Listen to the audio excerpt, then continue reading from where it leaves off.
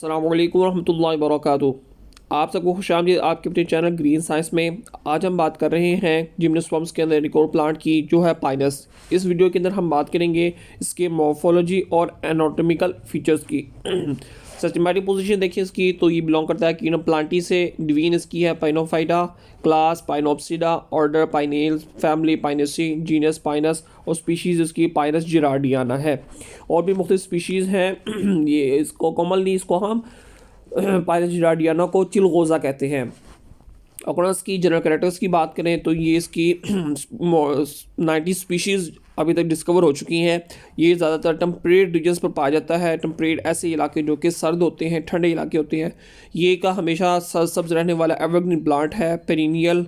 कई सालों तक ये बाकी रहता है, ग्रो करता रहता है। लॉफ्टी ट्रीज़ होते हैं, लंबे यानी कि टॉल ट्रीज़ होते हैं इसके। कॉनिकल अपीयरेंस होती है इसकी, जो टॉप होती है वो कॉन शेप होती है, इस वजह से हम इनको कॉनिफर्स का भी नाम देते हैं। इसको जो लीव्स होते हैं वो नीडल लाइक होते हैं। और जो इसकी स्टेम है वो इरेक्ट, सीधी, सिलेंड्रिकल, गोल और बार्क से कवर्ड होती है। ये इसके मेन फीचर्स हैं। जनरल स्ट्रक्चर की बात करें स्टेम के, तो ये एक अनब्रांच स्ट्रक्चर है, यानी कि ब्रांच नहीं होता, बिल्कुल स्ट्रेट इसकी स्टेम होती है। ब्रांचेज जो होती हैं इसकी वो एपिकल पोर्शन पर होती हैं, यानी कि टॉप पर इसकी ब्रांचेज होंगी और जो इसकी बेस होगी वो फ्री होगी। कॉमन कैनोपी फॉर्मेशन ये कैनोपीज का एक स्ट्रक्चर बनाती है, कॉर्न लाइक शेप बनती है इसकी। और जो बार्क होती है इसकी चारों ओर स्केली होती है, उसके ऊपर बहुत ही ज़्यादा रफ सरफेस होती है उसकी। और ब्रांचेस की और एक और बात करें तो वो दो तरह की होती हैं, डाइमॉर्फिक ब्रांचेस होती हैं इसकी। दो तरह की ब्रांचेस को हम डाइमॉर्फिक कहते हैं। तो अब बात करते हैं हम इसकी ब्रांचेस की। जैसे हमने कहा दो तरह की ब्रांचेस हैं, तो एक है ब्रांचेस ऑफ अनलिमिटेड ग्रोथ, ऐसी ब्रांचेस जो जिनकी ग्रोथ कॉन्टीन्यूसली होती रहती है। और दूसरी ब्रांचेस है लिमिटेड ग्रोथ, जो कि एक स्पेसिफिक लेंथ तक जाकर स्टॉप हो जाती हैं। डायग्रामेटिकली इसको देखें तो ये हमारे पास पाइनस के ब्रांच है, मेल और फीमेल कौन है इस पर, और पार्ट ऑफ स्टेम है 2 टाइप्स ऑफ शूट्स। ये देखिए, ये हमारे पास मेरी प्रोडक्टिव पार्ट्स हैं, ये मेल कौन है और ये फीमेल कौन है। ये हमारे पास लेटरल बर्ड्स जो साइड्स पर होती हैं, जो लेटरल साइड्स पर उसको हम लेटरल बर्ड्स कहेंगे, जो कि ब्रांचेस बनाएंगी। और ये हमारे पास नीडल्स लीव्स हैं, ये हमारे पास स्केली लीव्स होते हैं ब्रांच के ऊपर। और ये इसके साथ ड्वार्फ शूट है। अभी मैं इसको दोबारा बताता हूँ, ये एक लॉन्ग शूट है और उसके ऊपर एक ड्वार्फ शूट छोटी सी शूट है, उसके ऊपर स्केल लीव्स हैं और साथ साथ उसके ऊपर भी हमारे पास फोलिएज लीव्स आएंगे। ये हमारे पास फोलिएज लीव्स हैं। ये देखिए, जैसा कि आपको ये प्रोमिनेंट फीचर डायग्राम नज़र आ रही है, ये हमारे पास एक लॉन्ग शूट है, ये वाली लॉन्ग शूट, इसके ऊपर स्केली लीव्स हैं, पत्ते हैं, इनके स्कार्स रह जाते हैं, निशानात रह जाते हैं। और ये हमारे पास ड्वार्फ शूट है जिसके ऊपर स्केली लीव्स भी होते हैं। और स्पेशल जो कैरेक्टर है वो फॉलिएज लीव्स का है, जो कि नीडल लाइक होते हैं। तो इनको हम कहते हैं नीडल फॉलिएज लीव्स। ये जो स्ट्रक्चर है कलेक्टिवली उसको हम स्पर का नाम देते हैं। ये जो फॉलिएज लीव्स हैं कलेक्टिवली ये कहलाते हैं स्पर। मज़ीद बात करते हैं इसकी लीव्स के। तो जैसे कहा गया कि दो तरह के लीव्स हैं, एक स्केल लीव्स और एक फॉलिएज लीव्स। जो फोटोसिंथेसिस होती है वो फॉलिएज लीव्स के अंदर होती है। ये नीडल लीव्स हैं हमारे, ये स्केल लीव्स हैं, ये हमारे पास लॉन्ग शूट है। दोबारा से रिपीटेशन हो रही है उस स्ट्रक्चर की। Long shoot having dwarf shoot containing scale leaves and also foliage leaves that are needle in shape, needle leaves हैं। अच्छा जी, अकॉर्डिंग टू स्पीशीज़ वाइज भी इसकी क्लासिफिकेशन है। जिस तरह पाइनस, इसको हम स्पर कहते हैं। जैसा कहा गया कि ड्वार्फ शूट के ऊपर जो लीव्स हैं उसको हम स्पर का नाम देते हैं। एक हमारे पास ये है वो पाइनस मोनोफाइला, और जो B1 है जिसके अंदर 2 लीव्स हैं फॉलिएज, उसको हम पाइनस सेल्विस्ट्रिस कहते हैं। और जो थर्ड वन है वो हमारे पास 3 लीव्स हैं फॉलिएज, तो उसको हम पाइनस जिरार्डियाना कहते हैं, जो कि एक क्लस्टर के अंदर लीव्स हमारे पास आ रहे हैं। तो वो स्पीशीज़ है पाइनस वेलिशियाना। तो ये हमारे पास डिफरेंट स्पीशीज़ के लिहाज से इनकी कैटेगराइजेशन है नंबर ऑफ लीव्स की, फॉलिएज लीव्स की। बात करते हैं इसके रूट की। तो जो इसकी रूट होती है वो टैप रूट होती है। टैप रूट मेन रूट होती है, जो कि आप देख रहे हैं, जैसा कि ये हमारे पास एक टैप रूट है जो कि लेंथी होती है, फिर उसके साथ एडवेंटिशियस रूट्स ओरिजिनेट होती हैं। और ये हमारे पास ये नीडल लीव्स हैं, और ये हमारे पास ड्वार्फ शूट है। एक और इंपॉर्टेंट कैरेक्टर जो ये शो करते हैं वो है माइकोराइजा। माइकोराइजा कहते हैं association of symbiotic association of fungi and hard plants roots. तो बड़े बड़े जो दरख्त हैं उनके रूट्स और फंजाई के अंदर जो एसोसिएशन है सिम्बियोटिक, इसको हम माइकोराइजा कहते हैं। और ये बहुत ही एफिशिएंट होता है ट्रांसपोर्टेशन के लिए, बहुत इंपॉर्टेंट होता है, और हायर प्लांट्स के अंदर सर्वाइवल का ये मेन सोर्स है माइकोराइजा। जितनी भी फॉरेस्ट है हमारे, ये ज़्यादातर इसी करैक्टर की वजह से अभी तक बाकी हैं, क्योंकि जब विंटर सीजन होता है तो कोई लाइफ एग्जिस्टेंस पॉसिबल नहीं होती। लेकिन ये जो एसोसिएशन है फंजाई का ट्रांसपोर्टेशन के लिए, मटीरियल्स के लिए, like potassium and phosphorus from soil, and getting protection from the plants, and also food in the form of carbohydrates. So the foliage leaves will manufacture carbohydrates, food, and transport them to the fungi, but in return they will gain phosphorus, the essential nutrients required for the growth of the plant, from the soil. तो ये हमारे पास क्या है, root है, इसके morphology के feature थे। अब हम बात करेंगे दूसरे सेक्शन की जो है एनाटॉमिकल फीचर्स का। रूट की अगर बात करें तो हम देखते हैं ये हमारे पास एक यंग रूट है। पहले इसकी डिस्कशन करते हैं। सेलुलर स्ट्रक्चर है इसके अंदर, ट्रांसपोर्टेशन देखेंगे हम। तो सबसे पहले जो हमारे पास आ रहा है वो है क्यूटिकल। क्यूटिकल जिस तरह कि आपको बताया हुआ है कि एक कार्बोहाइड्रेट की बनी हुई लेयर होती है, प्रोटेक्शन के लिए होती है। आफ्टर दैट हमारे पास पहले लेयर आती है एपिडर्मिस की, ये सेल्स होते हैं, सेलुलर लेयर होती है।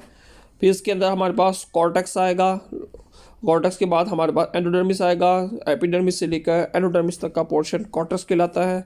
फिर उसके नीचे पेरिसाइकिल आता है जो कि सराउंड करता है हमारे स्टील को। फिर आप देखें जैसे कि फ्लोएम आ रहा है, फ्लोएम के अंदर ये इंपॉर्टेंट जो स्ट्रक्चर है वो रेजिन कैनाल का है। बार बार रिपीटेशन होगी। देखिए रीज़न मैं आपको समझा दूँ, रेजिन एक कंपाउंड है, एक म्यूसिलेज सा स्ट्रक्चर है, ग्लू लाइक है, जिसका काम प्लांट के अंदर जो स्ट्रेन है, यानी कि अगर कोई प्रेशर आता है प्लांट के ऊपर तो उसको बियर करने की इलास्टिसिटी पैदा करते हैं उसके फाइबर्स के अंदर, जाइलम फाइबर्स के अंदर, ताकि वो उस प्रेशर को बियर कर सके। कैनाल्स यानी कि longitudinally through out the length ये कैनाल्स जो है वो पाए जाते हैं। फिर इसके बाद हमारे पास ये प्रोटोजाइलम है और ये metaxylem, first xylem proto, second xylem metaxylem. अच्छा जी, फिर एक और हम इसकी डायग्राम डिस्कस करते हैं। आउटर लेयर जिसको एपिब्लीमा कहते हैं, specially responsible structure for the absorption of nutrients. जिस तरह हमने देखा हुआ है जो मुख्तलिफ प्लांट्स होते हैं उनके रूट हेयर्स होते हैं, यहाँ पर रूट हेयर्स नहीं है, लेकिन ऐसे लेयर है जो कि फंक्शन वही परफॉर्म करेगी एब्जॉर्प्शन का, जिसको एपिब्लीमा कहते हैं। After that we have cortex, ये कॉर्टेक्स का रीजन है। फिर एक और लेयर आती है एंडोडर्मिस की, उसके अंदर पेरिसाइकिल आएगा जो सराउंड कर रहा है स्टील को। हमारे पास फ्लोएम आउटसाइड है, जाइलम इनसाइड है, मींस टू से ये हमारे पास एक एंडार्च सिस्टम है, एंडार्च, जाइलम इनसाइड और फ्लोएम आउटसाइड है। और मेटाजाइलम, प्रोटोजाइलम आउटसाइड है और मेटाजाइलम इनसाइड है। ये रीजन कैनाल दोबारा से देखें, रीजन ये वो मटेरियल है, ग्लू लाइक है, जो कि हार्डन हो जाता है अगर क्या हो, अगर कोई ट्रॉमा आ जाए तो वहाँ पर हीलिंग का भी ये काम करता है, वाउंड हीलिंग का भी ये काम करता है रीजन कैनाल। तो ये बात ही हमारी रूट की। बात करेंगे अब हम शूट की, और वो भी ड्वार्फ शूट की। ड्वार्फ शूट आप जानते हैं बेहतर, मैंने आपको बताया था कि एक है लॉन्ग शूट और दूसरी है ड्वार्फ शूट। ये देखिए रिपीटेशन में कर रहा हूँ, रिवाइज कर रहा हूँ। ये लेंथी जो शूट है, मेन जो शूट है उसको लॉन्ग शूट कहते हैं, उसके ऊपर जो शूट होती है उसको हम ड्वार्फ शूट कहते हैं। तो ड्वार्फ शूट की एनाटॉमी हम डिस्कस कर रहे हैं। तो जैसा कि आप देख रहे हैं, सबसे पहली जो लेयर है हमारे पास वो है ये स्केली लीव्स की। सबसे पहले हमारे पास ये स्केली लीव्स आते हैं, दो तरह के लीव्स जैसे डिस्कस किए गए। स्केली लीव्स का काम होता है प्रोटेक्शन का, मैकेनिकल सपोर्ट का। सपोर्ट मींस यानी कि प्रोटेक्शन हो, कोई इंजरी अगर प्लांट को हो तो ये उसको फेस करें और प्लांट को प्रोटेक्ट करें। फिर इसके बाद लेयर आती है एपिडर्मिस की, फर्स्ट लेयर है। ये हमारे पास टेनिन सेल्स हैं जो कि अपने अंदर स्टोरेज करेंगे। और फिर ये हमारे पास आ रहा है रेजन कैनाल्स का, जो कि ग्लू लाइक स्ट्रक्चर है। इसके अंदर हमारे पास आता है कैम्बियम। फिर ये हमारे पास सेकेंडरी प्राइमरी जाइलम है इनसाइड, सेकेंडरी जाइलम आउटसाइड। ये मेडुलरी रेज, मेडुलरी रेज कहते हैं ऐसी रेज जो कि रेडली प्रोड्यूस होती हैं और रेडली पाई जाती हैं, यानी कि सेंटर से पेरिफेरी तक जो ट्रांसपोर्टेशन है मटेरियल की वो इन रेज की, यानी कि स्पेशल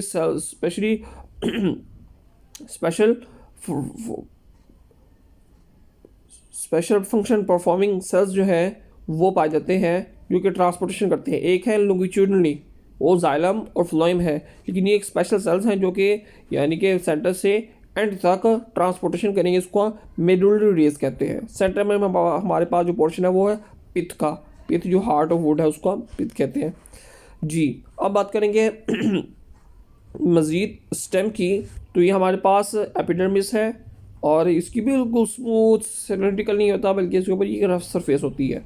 रेजन कैनाल रिपीटिशन है, ग्लू लाइक स्ट्रक्चर है जो प्रोटेक्शन करेगा, मैकेनिकल सपोर्ट भी देगा। फिर उसके बाद मैकेनिकल इतनी ज़्यादा तो नहीं, लेकिन मेन इसका फंक्शन जो है वो फ्लेक्सिबिलिटी का है, तो फ्लेक्सिबिलिटी भी इसको मैकेनिकली ही डिस्क्राइब करती है। कॉर्टेक्स का पोर्शन आता है, उसके अंदर एंडोडर्मिस आता है।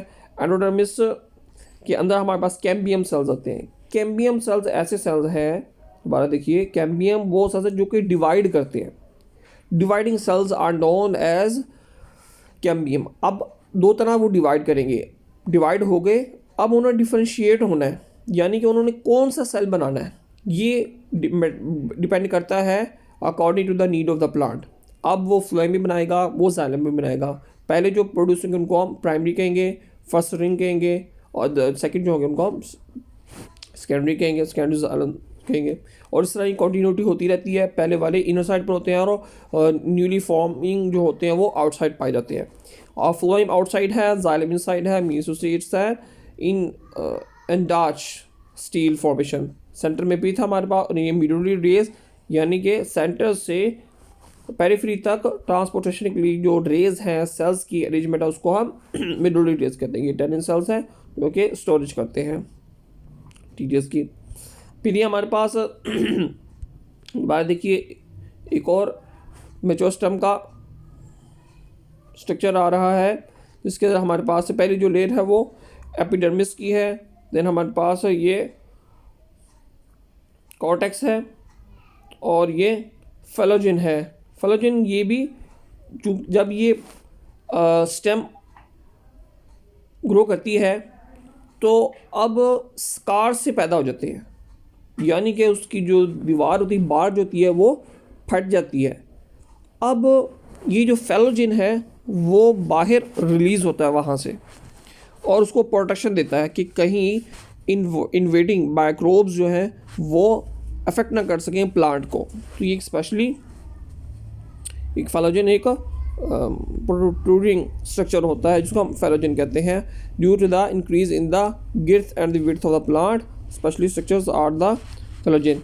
देन हमारे पास कैम्बियम रिंग आता है डिवाइडिंग के लिए। दो तरह की वुड होती है, एक ऑटम एक स्प्रिंग। स्प्रिंग के अंदर डिवीजन फास्ट होती है और जो जाइलम वेसल्स बनते हैं वो बड़े होते हैं और वो एरिया भी ज़्यादा कवर करते हैं और लाइट इन कलर होते हैं। और जो ऑटम वुड होती है ख़ज़ां में, उसमें जो वेस्कुलर्स जाइलम वेसल्स होती हैं उनका साइज़ छोटा होता है और वो डार्क इन कलर होते हैं। फिर हमारे पास ये प्राइमरी मिडुलरी रेज है और ये सेकेंडरी मिडुलरी रेज है। सेंटर में हमारे पास पित्त आता है। ये रीजन कैनाल्स दोबारा से वो ग्लू फॉर्मिंग सेल्स आते हैं। लीफ की बात करेंगे लास्ट में। The photosynthetic part of the plant is the leaf. तो ये हमारे पास एनाटॉमिकल फीचर्स हैं। ये इसकी जो लीव्स हैं नीडल लाइक होते हैं और आउटर स्ट्रक्चर हमारे पास क्या होता है, क्यूटिकल का होता है।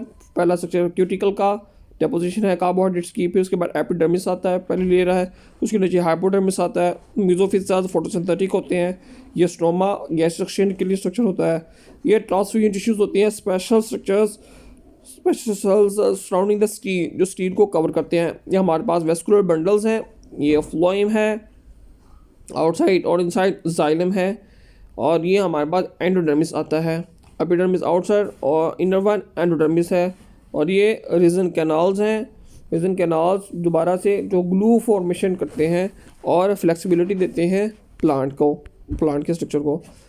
एक और देखें हम डायग्राम, तो इसके अंदर भी वही रिपीटिशन है। आउटर ये क्यूटिकल है पहली लेयर कार्बोहाइड्रेट्स की, फिर एपिडर्मिस, फिर हाइपोडर्मिस, फिर स्ट्रोमा जो कि गैस्ट्रोसेंट के लिए है। ये सब स्ट्रोमेटल कैविटी है, नीचे तक ये स्ट्रक्चर पाए जाते हैं। ये मेसोफिल सेल्स है, मेडुलरी रेस है ट्रांसपोर्टेशन के लिए।